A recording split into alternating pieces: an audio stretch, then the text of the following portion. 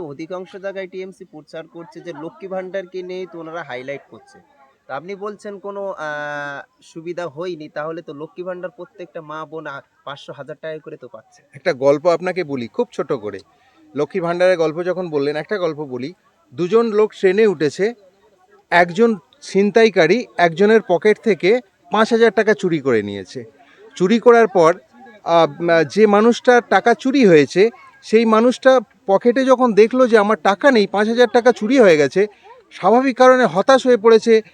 মুখে একটা মলিনতা দেখা দিয়েছে, আমি বাড়ি ফিরবো কী করে, ৫,০০০ টাকা আমার পকেটে ছিল, চুরি হয়ে গেছে, আমি বাড়ি ফেরার গাড়ি ভাড়া আমার কাছে নেই।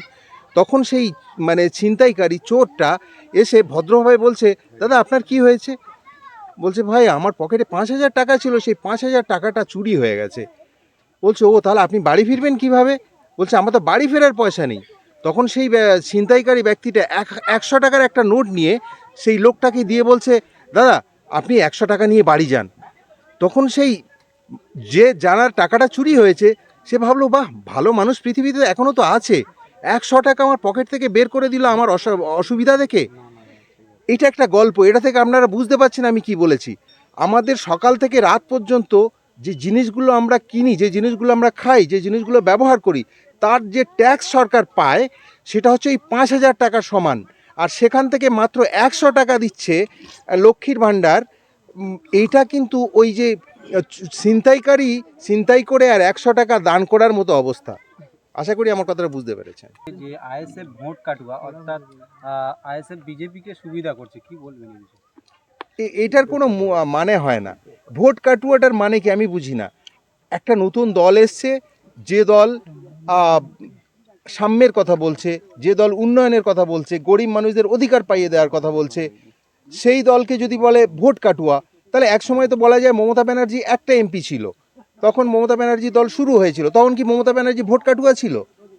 তাহলে সব দল শুরু হয়, অল্প থেকে শুরু হয়। সুতরাং এটাও অল্প থেকে শুরু হয়েছে, আস্তে আস্তে গ্র্যাজুয়ালি আমাদের ভোটার ইনক্রিজ করছে দিনের পর দিন।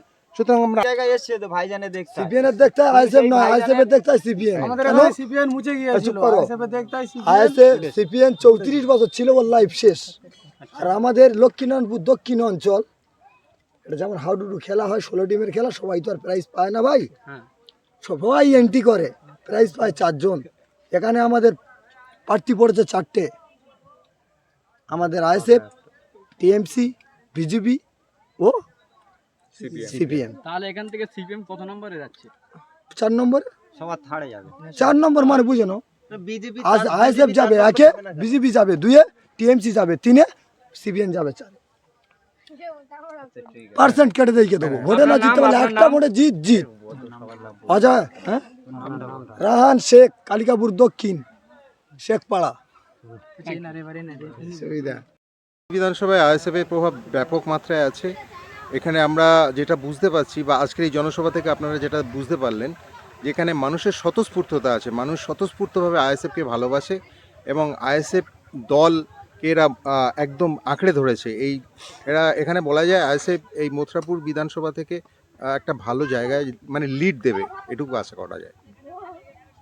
আজকের জনসভা থেকে আপনারা কতটা সাড়া পেয়েছেন? আপনারা যতটা আশা করেছিলেন যে মানুষজন হবে, তার থেকে কি বেশি না কম? আমরা যা আশা করেছিলাম আশার থেকে বেশি। আমরা এত মানুষজন জমবে বা এত মানুষজন এখানে জমায়েত করতে পারবো, এটা আমাদের আশাই ছিল না। এখানে কয়েকশো না কয়েক হাজার মানুষ হয়েছে? কয়েক হাজার মানুষ, আপনারা তো দেখেছেন। আনুমানিক কমসে কম কত হতে পারে? 20,000, কমসে কম 20,000 মানুষ 20,000 এখানে মতো মানুষ। হ্যাঁ মানুষ জমায়েত করেছে। আগামীতে এই মথুরাপুরে এখনো ভোটের আগে জনসভার ডাকের ইচ্ছা আছে কি? হ্যাঁ, আমরা চেষ্টা করব আবার, ভোট যেহেতু দেরি আছে, ভোটের আগে আরেকবার আমরা আমাদের দলের চেয়ারম্যানকে এনে আমরা এখানে আরেকবার ভোট প্রচার সমাবেশ করব এবং এই লোকসভায় আরও 4বার বিভিন্ন জায়গায় ছোট ভাইজান তথা দলের চেয়ারম্যানকে নিয়ে আমরা সমাবেশ করব। আচ্ছা, আপনাদের যদি সিপিএম এর সঙ্গে জোটটা হতো, তাহলে আইএসএফ সিপিএম উভয় মিলে খুব ভালোভাবে পার্লামেন্টে যেতে পারত। কিন্তু এখন সিপিএম আইএসএফ কোনো জোটই নেই, কিন্তু চতুর্মুখে এখন লড়াই হবে, সবাই আলাদা আলাদা লড়াই করবে। এখানে সিপিএম কি কোনো প্রভাব ফেলতে পারবে আইএসএফ এর সাথে টেক্কা দিয়ে, বা সিপিএম কোনোভাবে প্রভাব ফেলতে পারবে? দেখুন, সিপিএম এর ব্যাপারটা বলি, সিপিএমের আমার মনে হয় না যে সিপিএমের ভোট খুব একটা প্রভাব ফেলবে, কারণ সিপিএম একটা নগণ্য জায়গায় চলে গেছে। সিপিএমের মানুষ সিপিএম থেকে মুখ ফিরিয়ে নিয়েছে। 35 বছর যখন সিপিএম ক্ষমতায় ছিল তখন মানুষ সিপিএমের অত্যাচার দেখেছে। সুতরাং এই মুহূর্তে বলা যেতে পারে যে মানুষ সিপিএম থেকে মুখ ফিরিয়ে নিয়েছে এবং ম্যাক্সিমাম মানুষ আইএসএফকে আঁকড়ে ধরতে চাচ্ছে। আচ্ছা, মথুরাপুরে বর্তমান যে শাসক দল আছেন টিএমসি তৃণমূল, মথুরাপুরের তৃণমূলের উন্নয়ন সম্পর্কে আপনি কিছু বলবেন? কতটা কেমন কি উন্নয়ন? মানে এটা বলতে গেলে মানে কি বলবো যে বুঝতে পারছি না, যে উন্নয়ন তো হয়নি, বরং এটা বলা যেতে পারে কিছু সমাজ বিরোধী বেড়েছে, আর সমাজ বিরোধীর কাঁধের উপর ভর করে এই রোলিং পার্টি চলছে এখন। সমাজ বিরোধী বেড়েছে কিন্তু উন্নয়ন বাড়েনি, সাধারণ মানুষের উন্নয়ন বাড়েনি, সাধারণ মানুষের ঘরে উন্নয়ন পৌঁছায়নি, কিন্তু অর্থ পৌঁছেছে, টাকা পৌঁছেছে কিছু দুষ্কৃতীর পকেটে। হ্যাঁ, সুতরাং কিন্তু আচ্ছা, চাকরি বাতিল হলো, এই 16 সালে চাকরি নিয়োগ হয়েছিল, এত বছর পর চাকরি বাতিল হলো প্রায় 26,000 মানুষ, তাদেরকে সুদ সহ 12% সুদ সহ টাকা আবার ফেরত দিতে হবে। এই বিষয়ে আপনার মূল্যবান মতামত একটু বলবেন। দেখুন, একটা জিনিস বলি, ওই একটা কথা বলে না যে মন জানে পাপ, মা জানে বাপ। হ্যাঁ, একটা কথা বলে। তো ঘটনা হচ্ছে এই যে 26,000 ছেলের চাকরি চলে গেল, আমার মনে হয় তো যে সমস্ত ব্যক্তির চাকরি চলে গেছে তাদের আগে বোঝা উচিত ছিল আমরা কোন সরকারকে ক্ষমতায় আনবো। হ্যাঁ, কোন সরকারকে আমরা ভোট দিয়ে ক্ষমতায় আনবো। আজকের ভুলটা মনে হয় তারাই করেছিল যে এই রকম সরকারকে ক্ষমতায় বসিয়ে, কারণ যে সরকারকে আমরা ক্ষমতায় বসিয়েছি সেই সরকারের দুর্বৃত্ত মানুষজন তারা চাকরি বিক্রি করে টাকা নিয়ে সাদা খাতা জমা দিয়ে যারা চাকরি সুযোগে সদ্ব্যবহার করেছে, সাদা খাতা জমা দিয়ে টাকা দিয়ে চাকরি পেয়েছে, বা ওএমআর সিট ম্যানিপুলেট করে যারা চাকরি পেয়েছে, যারা চাকরি পাওয়ার জন্য দুর্নীতির আশ্রয় নিয়েছে, তাদের তো এমন হওয়ার ছিল। কিন্তু সবথেকে খারাপ লাগে একটা জিনিস, যে এই 24,000 ছেলের চাকরি চলে গেল, তার মধ্যে কিন্তু সবাই দুর্নীতি করে চাকরি পায়নি। ম্যাক্সিমাম ছেলে মেয়ে আছে, আমার ভাই বোন আছে যারা যোগ্যতায় চাকরি পেয়েছিল, কিন্তু ওই যে কতকগুলো দুর্নীতিবাজ চাকরি চোরের জন্যে বা কতকগুলো অসৎ উপায়ে চাকরি প্রাপক ছেলে মেয়ের জন্যে যারা নিষ্ঠার সাথে চাকরি করছিল বা নিষ্ঠার সাথে চাকরি পেয়েছিল, তাদেরও চাকরি গেল। তবে এটুকু আশা করা যায়, এটুকু ভরসা আছে যে পুনরায় যারা নিজের যোগ্যতায় চাকরি পেয়েছিল তাদের কিন্তু আবার নতুনভাবে চাকরি পাওয়ার একটা সুযোগ আসবে, এটুকু আমি আশা করি। আচ্ছা,